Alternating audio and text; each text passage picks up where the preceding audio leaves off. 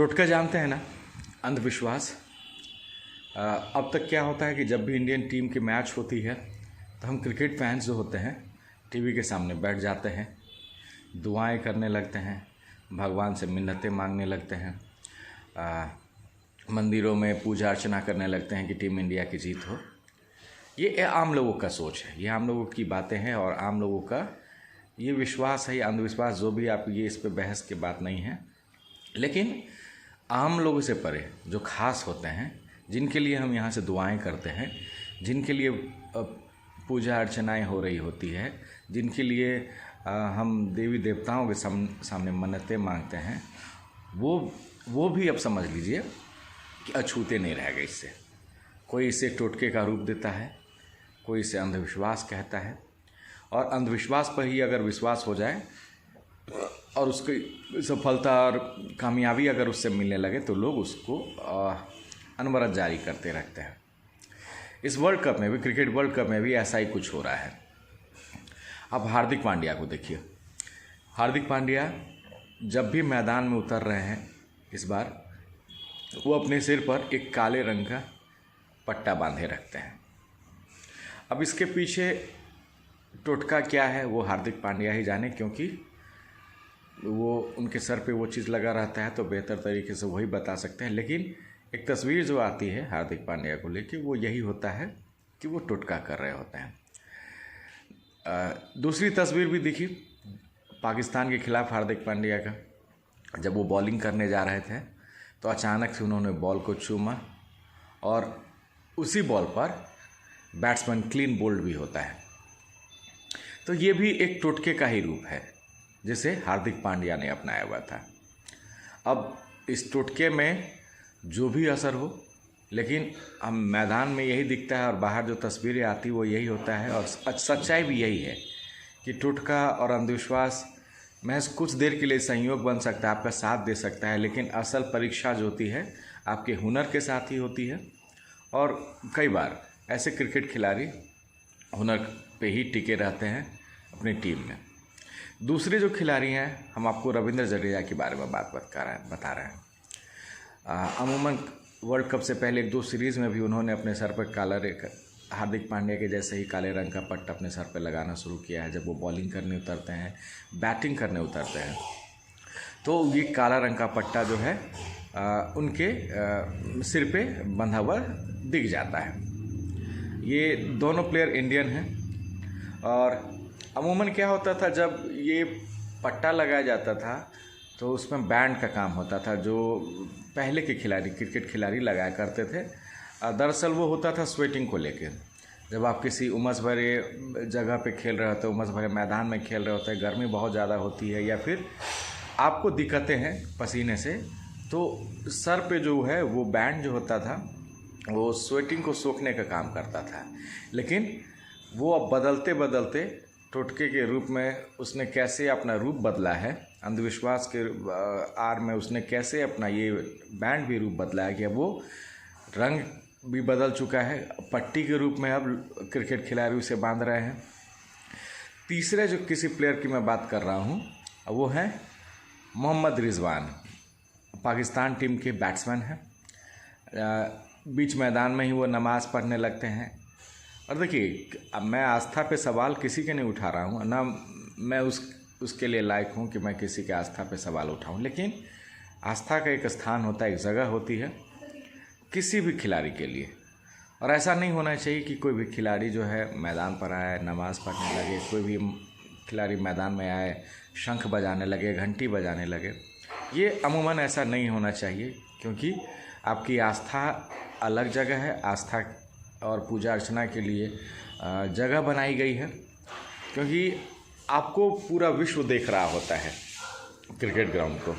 और इस विश्व कप में अगर आपके सामने से इस तरह तस्वीरें आती है, और इस वर्ल्ड कप में नहीं, अमूमन इससे पहले भी कई बार वर्ल्ड कप हुए, कई कहानियां हैं, ना सिर्फ इंडियन क्रिकेट प्लेयर को लेके बल्कि कई विदेशी खिलाड़ियों को भी लेके, कि जिन्होंने टोटके को आजमाया है। और जब तक इस टोटके ने उनका साथ दिया है, तब तक इस टोटके को अपने साथ रखे।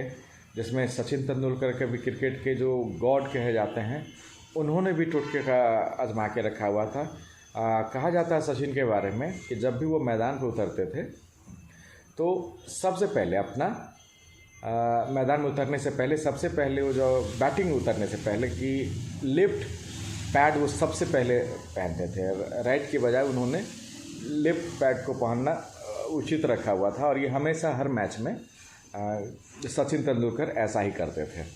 और उसके बाद ही वो क्रिकेट ग्राउंड पे बैटिंग करने उतरते थे। साथ ही साईं बाबा की तस्वीर भी उनके बैग में हमेशा होती थी। ये क्रिकेट के भगवान का ये टोटका था। अब ऐसा सचिन से उलट बिल्कुल राहुल द्रविड़ करते थे। राहुल द्रविड़ लेफ्ट नहीं, सबसे पहले राइट पैड पहनते थे। न सिर्फ राहुल द्रविड़ सचिन तेंदुलकर बल्कि सौरव गांगुली अपने उंगली में कई तरह की अंगूठियां पहनते थे।